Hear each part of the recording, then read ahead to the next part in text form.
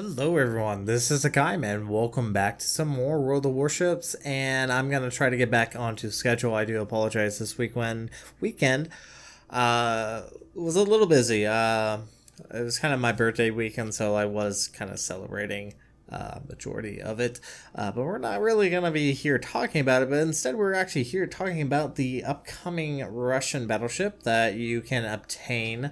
And I do apologize for misspeaking in last episode. You can obtain the Russian battleships 5 through 8 through special missions that are obtained from the Soviet boxes. And I finally got the tier 6. Now I am joined with Ski in the Alba and Flame Prince in the Agile. And as you can see, we're kind of starting off this battle decently well. I actually managed to land some hits at over 15 kilometers, 14 kilometers. Now this battle is actually technically a tier 8 battle. There isn't any CVs. I picked this battle because it was actually fairly decent as far as kind of demonstrating its capabilities of being a very accurate battleship. And this poor Algeria. This is extremely dangerous for cruisers now, because that can happen. Double sit, first blood, one dead Algeria. So, as you can probably guess, and as probably many of you are well aware, Russian battleships are extremely accurate the closer you are. So don't get close to Russian battleships.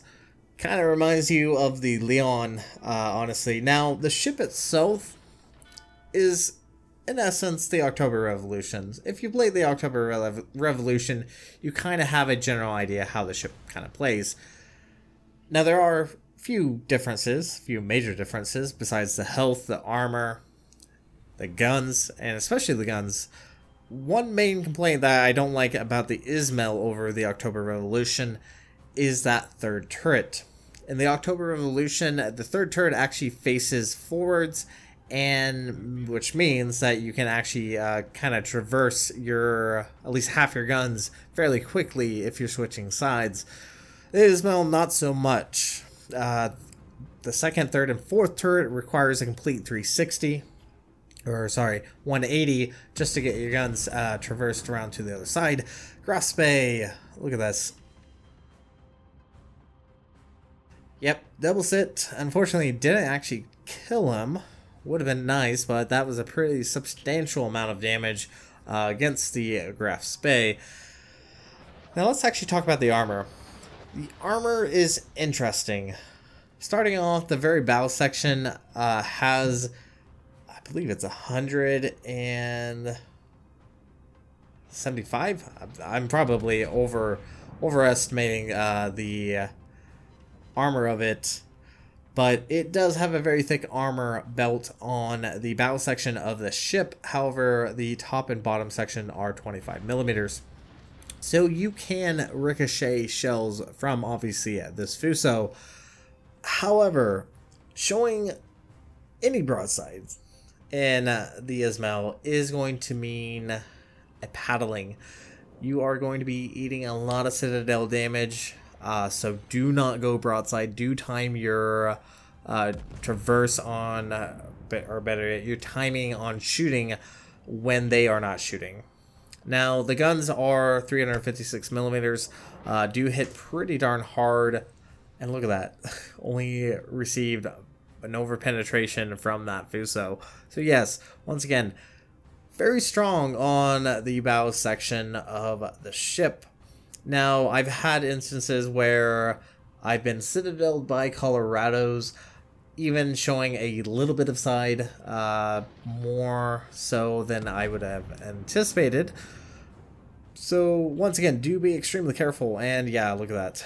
Nice, beautiful citadel on the Fuso, and Fuso decides to fire HE. And this is another thing about the ship. The deck armor, the deck armor on the ship is 25 millimeters. Throughout the main section, there are a little bit of sections where are a little bit thicker, but there's not a lot of superstructure. There's actually only about 3 pieces of superstructures that cruisers and battleships can actually technically shoot. So overall, that's kind of a benefit for the ship, obviously. Less amount of damage is going to occur being shot at by HE. Though obviously you will catch a flame, as obviously I am. And once again, this is a Russian battleship and you don't have any infinite charges of damage control, so that's why obviously I'm not using my damage control. But then again, it is just one fire. So this Fuso is going to go down fairly quickly, definitely being focused. As you can see, the team kind of lemming train towards C, and the enemy team lemming train towards A. Now let's talk about the maneuverability on this ship. She's quick. That's one thing I definitely do like about this ship. She's actually fairly quick, especially compared to the October Revolution. She does a beautiful 29.9 knots. Her turning circle radius, on the other hand, is bad. It's absolutely garbage. This ship pretty much requires you to be at close range, because at distance your shots seem to, well, do that. Yeah, granted that I did overshoot that, so even then the dispersion is quite terrible.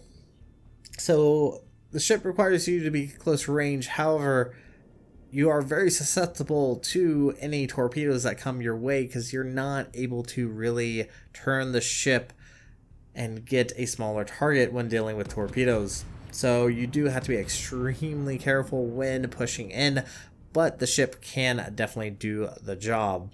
And this Koenig decides to turn out. Yeah, I know that was a bad shot there. I will fully agree to that. The rudder shift time is actually decent. I do obviously run the module to reduce the rudder shift time. It's 9.6 seconds. Concealment on the ship is, once again, kind of decent. 13.3 kilometers, if memory serves me. 13.9. 13.3, I do apologize. It is 13.3. However, the range on the guns is 17 kilometers. Now, once again, you're not really going to be kind of firing at range. Your dispersion is quite lousy at range, even at about 15 kilometers right now. Shooting at this York, spread is kind of all over the place. We actually managed to land a hit, but nothing really over that impressive.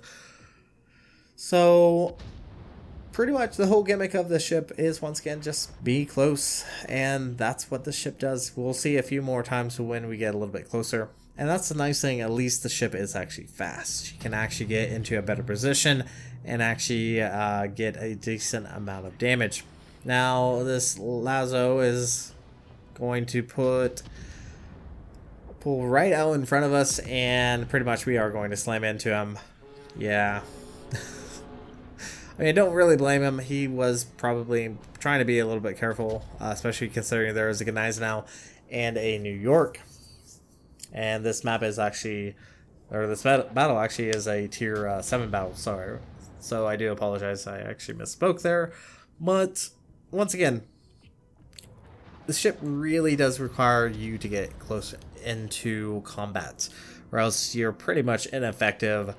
Long range, might get a hit or two, but not that impressive. Right there, look at that. Look at that dispersion. 10 kilometers, and that dispersion turns out beautifully. However, aim was kind of bad, so yeah, my aim was kind of bad this battle. But anyways, last thing I really haven't talked about, and it's kind of unfortunate, is the AA of the gun. The AA is actually decent, surprisingly. Quite impressed with the Izmail. I have faced off against tier 6 and tier 8. Definitely a lot better at tier 6. Shooting down planes, but still actually fairly decent with the ship. I do and will say, don't travel alone, obviously, as anyone should have been learning by now. But you can at least defend yourself. You can at least shoot down planes if possible, but not as good as obviously like the New Mexico, or even I believe the Normandy has slightly better AA. So let's actually talk about this battle. This battle has been going on for a decent amount of time. Got a decent amount of damage as well, 102,819. Enemy team kind of, like I said, lemming trained over to A, and then they just kind of got stuck. They have a Warspite that has been kind of sitting in that same position for the past few minutes now. So definitely not the best strategy and planning on the enemy team is concerned. Do swerve around just so we can actually get these guns to bear. Is a Gneisenau. Obviously Gneisenau does have torpedoes. Don't really want to get that close to it, but we will at this range. Oh my word. At this range, it's just sickening. I love the Russian battleships accuracy. Going to hate it when I face off against it. Actually have. But yeah, that's nice. Take out that Gneisenau. And that is kill number 2 for us. And all that's left on the enemy team is a Dallas, who has unfortunately taken out Skee Ball. And look at this Acosta. This Acosta runs around the corner, hoping to get torpedoes off against this Warspite. Actually forces the Warspite out, which is a huge benefit for us because, well, guess what? He's showing broadside right to us, and our guns are reloaded. And, oh my god, look at that dispersion. 13,000. Oh, that's kill number trace for us. And enemy team finally takes out that Acosta. Yeah, definitely not the best strategy for that Acosta. That's for sure. It doesn't even land any torpedo hits, even firing single spread. Especially with the York at a fairly close range. And this battle is going to finish off fairly quickly. However, we are going to say goodnight to this York, who once again turns broadside to us, and that is kill number 4 for us, and that is actually going to be it for this battle, and we will see you guys in port.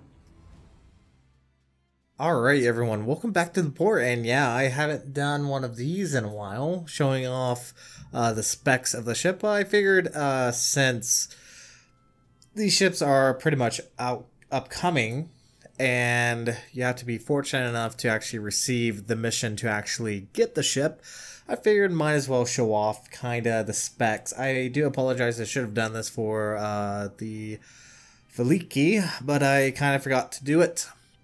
So if you guys do want me to post a short little video on that, I will. But let's actually talk about the Izmail. And I'm probably still pronouncing that, even though it's a really simple word.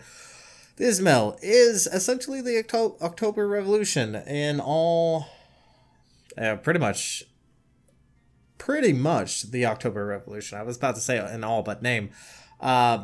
The only major difference is the third turret faces backward instead of faces forward, and a few other major differences. But let's go ahead and take a look at the stats. So survivability 55,900. As with any of the Russian battleships, she has a very squishy sides, but she also has this very thick armor plating up here, 125 millimeters, which is downright beautiful. So going bow end is probably preferred, and timing your shots in between is probably the best way to execute your attacks. Though you will obviously see that the top and the bottom section down here, if the mods don't get in my way, they're 25 millimeters. So if the shells actually go through here, they will penetrate. So do keep that in mind. The Citadel athwart ship is fairly thin, 76 millimeters up here and 32 millimeters down here. Side armor is, like I said, very squishy. I've even had Colorado's Citadel me at a decent angle. So do be extremely careful when dealing with higher tiered ships, because you will probably get Citadel, even though it technically has a turtleback armor on it. Doesn't really help that much that I can see. One thing I do want to mention is she does not have a lot of superstructure. She only has technically these 3 pieces. So not a lot in the way of actual damage. Armor penetration, or sorry, armor thickness for the deck armor is 25 millimeters. So yeah, you're gonna have a slight issue with smaller caliber guns, especially 152 millimeters.